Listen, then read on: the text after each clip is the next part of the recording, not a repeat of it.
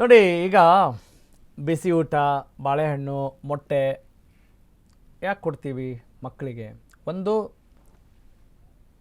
ಶಿಕ್ಷಣ ಅದರ ಮಹತ್ವ ಏನು ಅಂತ ಗೊತ್ತಾಗಬೇಕು. ಸಾಕ್ಷರತೆ ಜಾಸ್ತಿ ಆಗಬೇಕು, ಲಿಟ್ರಸಿ ಜಾಸ್ತಿ ಆಗಬೇಕು, ಪ್ರಜ್ಞಾವಂತಿಕೆ ಜಾಸ್ತಿ ಆಗಬೇಕಲ್ವಾ?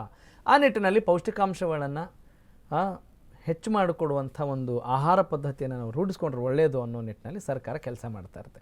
ಯಾಕೆ ಈ ಪೀಠಕ್ಕೆ ಈಗ ಹಣ ಹೊಂದಿಸಲಾಗದೆ ಮೊಟ್ಟೆಗೆ ಕೊಡಲಾಗ್ತಾ ಇದೆ? That is the matter, that is the news. Yes, let's look into it.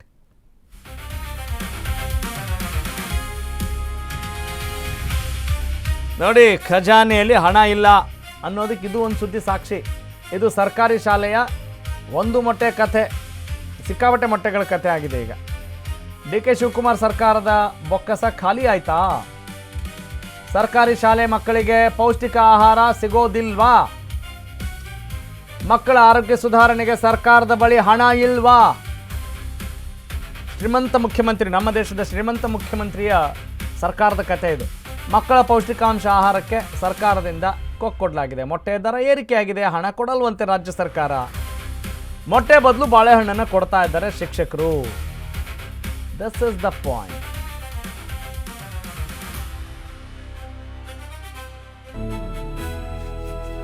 ಒಟ್ಟಿನಲ್ಲಿ ಕಾರಣಗಳನ್ನು ಹೇಳೋದ್ರಲ್ಲಿ ನಮ್ಮ ಸರ್ಕಾರದವರು, ನಮ್ಮ ನಾಯಕರು ಎಲ್ಲ ನಿಸ್ಸೀಮರು ರೀ. ಈಗ ಅಧಿಕಾರಿಗಳು ತಾನೇ ನೇರವಾಗಿ ಇಲ್ಲೇನು ಮುಖ್ಯಮಂತ್ರಿಗಳು ಬಂದೋ, ಶಿಕ್ಷಣ ಸಚಿವರು ಬಂದೋ. ಶಿಕ್ಷಣ ಸಚಿವರು ಅಂದಾಗ ಯಾರಿಗೆ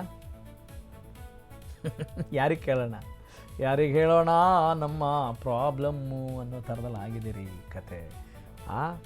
ಒಟ್ಟಿನಲ್ಲಿ ಪಾಪ ಮಕ್ಕಳು ಏನು ಕೊಟ್ಟರು ತೆಗೆದುಕೊಂಡು ಹೋಗ್ತವೆ. ಅವ್ರೇನು ಪ್ರಶ್ನೆ ಮಾಡ್ತಾರಾ? ಪ್ರಶ್ನೆ ಮಾಡಿದ್ರೆ ಸುಮ್ಮನೆ ಕೊಟ್ಟಿದ್ದು ತಗೊಂಡು ಹೋಗಿ ಅನ್ನುವಂಗೆ ಆಗಿದೆ ಅಲ್ವಾ? ಶಿಕ್ಷಕರಾದ್ರೆ ಏನು ಮಾಡ್ತಾರೆ? ಇರೋದನ್ನು ಅವ್ರಿಗೆ ಅವರ ಅಸಹಾಯಕರು ರೀ. ತೆರಿಗೆ ಹಣದಲ್ಲಿ ಏನಾದರೂ ಕಡಿಮೆ ಮಾಡ್ಕೊಳ್ತೀರಾ? ಇಲ್ಲ. ಎಲ್ಲದೂ ಬೇಕು ನಿಮಗೆ. ಉಚಿತ ಘೋಷಣೆಗಳು ಬೇಕು. ಈ ಕಡೆ ಏನೋ ಹೇಳ್ತಾರಲ್ಲ, ಶೋಕಿ ಮಾಡೋಕ್ಕೂ ಬೇಕು ನಿಮಗೆ. ಅಕ್ಕಿ ಮೇಲೆ ಆಸೆ, ನೆಂಟ್ರ ಮೇಲೆ ಪ್ರೀತಿ ನಿಮ್ದೆಲ್ಲ. ಹೊಟ್ಟೆಗೆ ಹಿಟ್ಟಿಲ್ಲ ಅಂದರೂ ಜುಟ್ಟಿಗೆ ಮಲ್ಲಿಗೆ ಹೂವು ಕರೆಕ್ಟಾಗಿ ಅನ್ವಯಿಸುತ್ತೆ ನೋಡಿ. ದೊಡ್ಡದಾಗಿ ಶೋ ಆಫ್ ಕೊಡೋದು, ಖಜಾನೆ ಖಾಲಿ ಮಾಡ್ಕೊಳ್ಳೋದು. ಆಮೇಲೆ ಇಂಥ ಸುದ್ದಿ ಬಂದಾಗ ಅದಕ್ಕೆ ಆ ಬಗ್ಗೆ ನೋಡ್ತೀನಿ, ಗೊತ್ತಿಲ್ಲ ಅನ್ನೋದು, ಅವೆಲ್ಲ ನಾವು ಕೇಳಿದ್ದೀವಿ ನಮ್ಮ ಮಾನ್ಯ ಸಚಿವರುಗಳ ಬಾಯಿ ಮಾತುಗಳನ್ನು, ಅವರ ರೆಡಿಮೇಡ್ ಆನ್ಸರ್ಸ್ಗಳನ್ನು. ಯಾವ ಪುರುಷಾರ್ಥಕ್ಕೆ ಸರ್ಕಾರ ನಡೆಸ್ತೀರಿ ರೀ? ಎಸ್, ಕಾರಣ ಏನು ಅಂತ ಹೇಳಿದರೆ, ಈಗ ಯಾಕೆ ಕೊಡ್ತಾ ಇಲ್ಲ ಅಂತ ಹೇಳಿದರೆ, ಮಾರುಕಟ್ಟೆಯಲ್ಲಿ ಮೊಟ್ಟೆ ದರ 2ರಿಂದ 3 ರೂಪಾಯಿ ಏರಿಕೆಯಾಗಿದೆ. ಓಕೆ, ಇದಕ್ಕೆ ನಾವು ಹೊಣೆಗಾರರು. ಎಲ್ಲರೂ ನೀವು ಕಿರೀಟ ಹೊಟ್ಕೊಂಡ್ಮೇಲೆ ನಡೆಸ್ಬೇಕಪ್ಪ. ಅಧಿಕಾರ ಬೇಕು, ಮಹತ್ವಾಕಾಂಕ್ಷೆ ಆಗಬೇಕು, ಸಚಿವರಾಗಬೇಕು, ಮುಖ್ಯಮಂತ್ರಿಗಳಾಗಬೇಕು, ಎಲ್ಲ ಆಸೆಗಳಿದ್ದಾವಲ್ಲ, ಅದರ ತಕ್ಕನಾಗಿ ಜವಾಬ್ದಾರಿ ಕೂಡ ನಿಭಾಯಿಸಿ.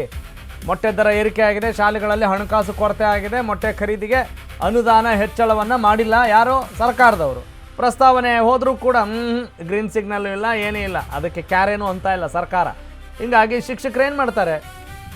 ಒಂಥರ ಸಿಂಬಳದ ನೊಣ ಆಗಿ ಪಾಪ ಇಕ್ಕಟ್ಟಿಗೆ ಸಿಕ್ಕಾಕೊಂಡಿದ್ದಾರೆ. ಮೊಟ್ಟೆಗೆ ಕೊಕ್ಕೆ, ಶಾಲೆ ಮಕ್ಕಳಿಗೆ ಕೇವಲ ಬಾಳೆಹಣ್ಣು ಕೊಡ್ತಾ ಇದ್ದಾರೆ ನಮ್ಮ ಶಿಕ್ಷಕರು. ಇದರಲ್ಲಿ ನಮ್ಮ ಶಿಕ್ಷಕರ ಪಾತ್ರ ಏನಿರಲ್ಲ, ಅವರಿಗೆಲ್ಲ ಗೌರವ ಇದೆ. 1ರಿಂದ 10ನೇ ತರಗತಿ ಮಕ್ಕಳಿಗೆ 6 ದಿನ ಮೊಟ್ಟೆ ಕೊಡ್ತಾ ಇದೆ ಸರ್ಕಾರ. 55 ಲಕ್ಷ ಮಕ್ಕಳಿಗೆ ನಿತ್ಯ ಮೊಟ್ಟೆ ಕೊಡ್ತಿತ್ತು ಶಿಕ್ಷಣ ಇಲಾಖೆ. ಶಾಲಾ ಹಂತದಲ್ಲಿ ಮೊಟ್ಟೆ ಖರೀದಿಗೆ 6 ರೂಪಾಯಿ, ಆದರೆ ಮಾರುಕಟ್ಟೆಯಲ್ಲಿ ಮೊಟ್ಟೆ ದರ ಎಷ್ಟಿದೆ? 8ರಿಂದ 9 ರೂಪಾಯಿ ಆಗಿದೆ. ಮೊಟ್ಟೆ ದರ ಏರಿಕೆ ಆದರೂ ಕೂಡ ಹೆಚ್ಚುವರಿ ಹಣವನ್ನು ಸರ್ಕಾರ ಕೊಡ್ತಿಲ್ಲ. ಮೊಟ್ಟೆಗೆ ಹಣ ಭರಿಸಲಾಗದೆ ಶಿಕ್ಷಕರು ಹೈರಾಣಾಗಿದ್ದಾರೆ. ನಿಜ ಅಲ್ವೇನ್ರಿ? ನೀವು ಯಾವ ಉದ್ದೇಶಕ್ಕೆ ಕೊಡ್ತಾ ಇದ್ದೀರಿ? ಅದು ಒಳ್ಳೆಯದು ಅಂತ ತಾನೇ ಕೊಡ್ತಾ ಇದ್ದೀರಿ. ಈಗೇನಾದರೂ ಈ ಟೈಮಲ್ಲಿ ನಾವು ನಮ್ಮ ನಿರ್ಮಲಾ ಸೀತಾರಾಮನ್ ನಂಗೆ ನೆನಪಾಗ್ತಾ ಇದ್ದಾರೆ. ಯಾಕೆ ಅಂತ ಹೇಳಿದರೆ ಕಾರಣ ಇಷ್ಟೇ. ಈಗ ನೀಟ್ ಪ್ರಶ್ನೆ ಪತ್ರಿಕೆ ಲೀಕ್ ಆದಾಗ ಹೌದು ಬೇಜಾರಾಗುತ್ತೆ ಅಲ್ವಾ?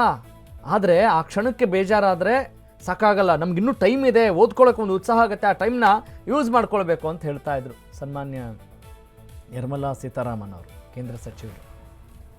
ಅಲ್ಲ ರೀ, ಹಾಗೆ ಈಗ ಬಾಳೆಹಣ್ಣನ್ನು ಇದನ್ನು ಪ್ರಯೋಗ ಮಾಡಿ, ಮೊಟ್ಟೆಯ ಪೌಷ್ಟಿಕಾಂಶ ಬಾಳೆಹಣ್ಣಲ್ಲೂ ಇರುತ್ತೆ ಅಂತ ಏನಾದರೂ ಪುಂಗಿ ಬಿಡ್ತೀರಾ?